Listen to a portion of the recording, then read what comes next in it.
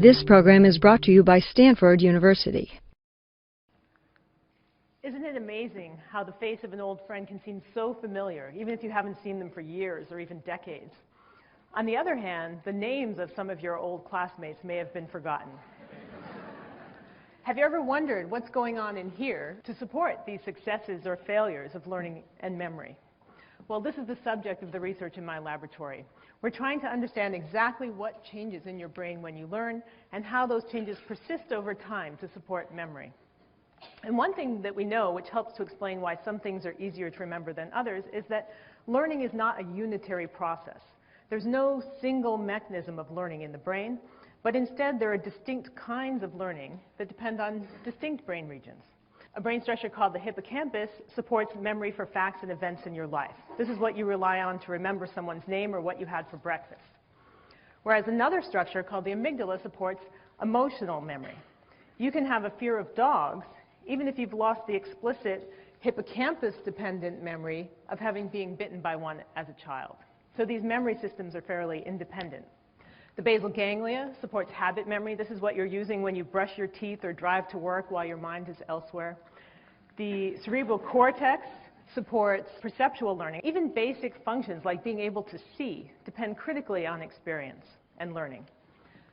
And this structure down here is called the cerebellum. It supports motor learning. This is the process by which you acquire skilled movements.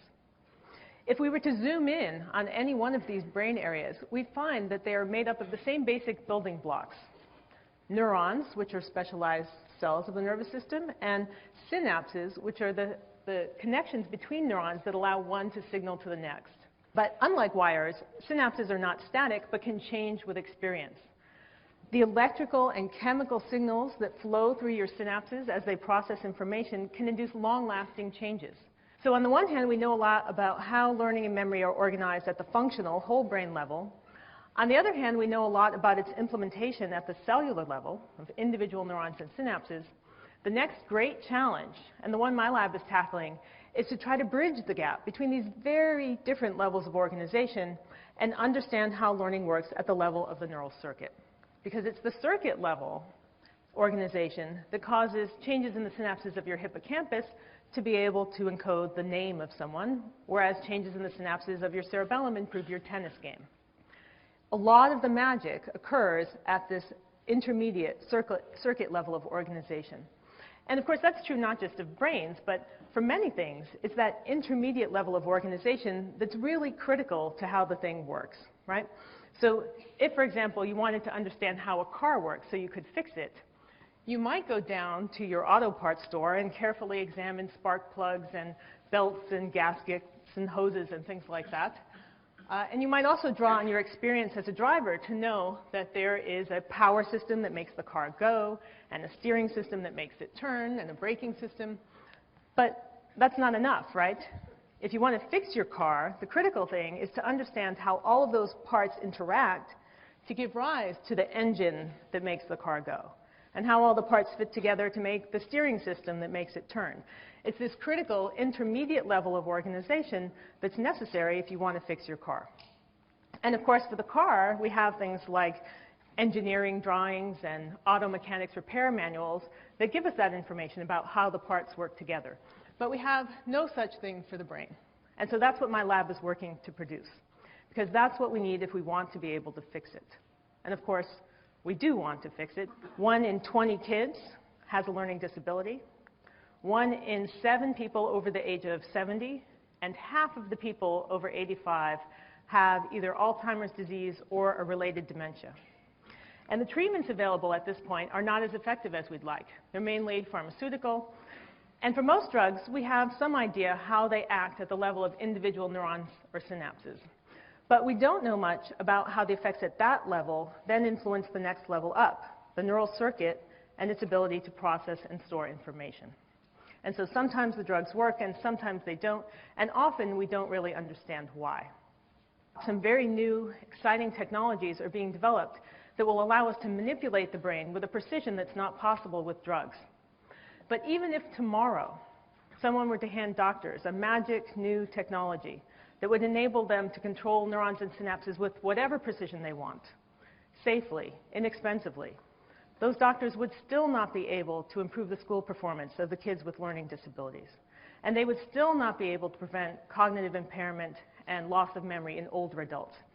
Because at this point, we don't really understand enough about learning to know which neurons and synapses within a circuit would need to be tinkered with.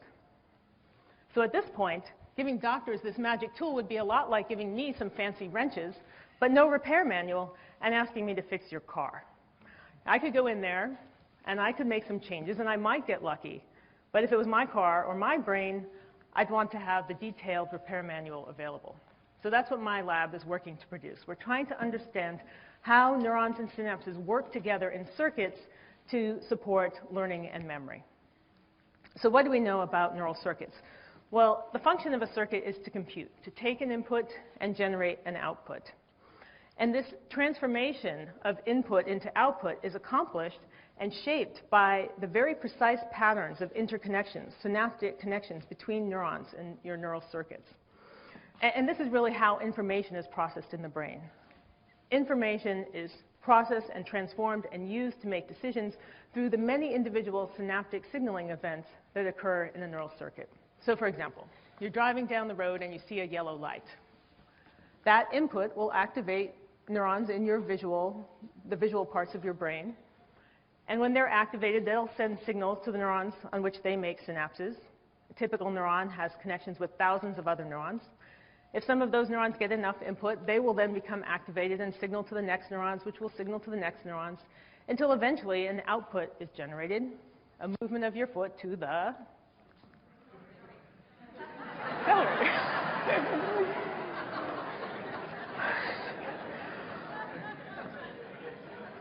A lot of you are nodding, but a few of you are frowning disapprovingly at the rest of us, right? But to those of you frowning, never fear, because the synapses that define our neural circuits, as I said, are not static, but can change with experience. So, for example,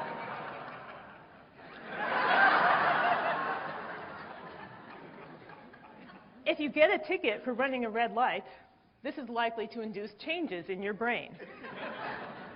Some synapses might get stronger, others could get weaker, and this will cause that circuit to process information differently the next time it's activated. So the next time you see that yellow light, the output of your circuits could be quite different. You might move your foot to the brake. This is just one simple example of the kind of computation your brain is performing all the time, every day. And we think that virtually all of the computations the brain performs are powerfully influenced by experience and learning. My lab focuses on the effects of learning on the computations performed by this brain region, the cerebellum. And the cerebellum has some cognitive functions. Also, as I mentioned earlier, it plays a key role in motor learning, the process by which movements become smooth and accurate with practice. And you might think first of musicians and athletes and dancers, but if you've ever observed a small child, then you probably realize that most movements are learned. Even mundane acts like walking or reaching accurately for something without knocking it over are gradually learned through a lot of repetition and practice. And even once we acquire those skillful movements, the circuits that produce those movements need to be continually recalibrated as the body changes. As it grows and then ages, we need to make those recalibrations or our movements would again become clumsy like those of a child. And this is in fact what's seen in patients with damage to this brain area. So the cerebellum has some important functions, but the main reason my lab focuses on this structure, it's the brain region where we have the very best chance of understanding how learning works at the level of the circuit. Why is that? Well, one of the very first things you need if you want to analyze a circuit is the wiring diagram. We need to know which neurons are connected to which and how signals flow through the pathways, through the circuit. And for most learning tasks, we don't have that. But we do have it for several learning tasks that depend on the cerebellum. And the heart of that is shown here. So now, with this wiring diagram in hand, we're able to go on and ask the next level of questions about how the circuit computes and how learning affects that computation. And my lab is asking three very fundamental questions about this process. The first is, where in the circuit do changes occur when you learn? If you go out and practice your golf swing this weekend, which synapses in your cerebellum will get strengthened and which will get weakened? Will it be the connections from the green neuron to the red or from the green to the purple? Are particular kinds of synapses more likely to undergo changes than other? And are the changes all happening at one stage in the signal processing pathway, or are there multiple serial changes? These are the kinds of issues that we're looking at. A second very fundamental question is, how are changes induced in the circuit? Which neurons in your cerebellum are monitoring the accuracy of your swing and deciding when the circuit that produces that movement needs to be updated? Which neurons know when you made a mistake? And the third fundamental question is, how are synaptic changes in the circuit read out? How do particular changes in the circuit alter the way that it processes information the next time that it's activated? And we don't have all the answers to these questions, but what we've found so far by studying the cerebellum parallels in many ways what's been seen at the whole brain level. We know that there are distinct kinds of learning and memory that depend on distinct brain regions. But until very recently, it was thought that within a brain region, there was one main learning mechanism, so that every time that brain region learned, it did it in very much the same way. In contrast, what we've found is that the cerebellum contains within it multiple learning mechanisms. So if your golf swing needs a particular kind of adjustment, you may be able to accomplish that through different combinations of changes in the circuits of your cerebellum. We find that individual training sessions can engage more than one learning mechanism, and fairly subtle changes in the way we do the training or the way you practice can determine which mechanisms are recruited or not recruited, which synapses change or don't change. And this has some really important implications, because we think that the recruitment of different learning mechanisms will affect factors like how long the learning is retained, whether what you learn in one context will generalize to other contexts. And we think it'll affect the ability of learning to be reversed if circumstances change. And of course, these things are important not just for your golf swing, but for other things like developing rehabilitation strategies for patients who have had a stroke, and developing education strategies for our kids. But of course, along the way, if we do learn something that could improve your golf swing, well, I think that would be okay too. Thank you for your time.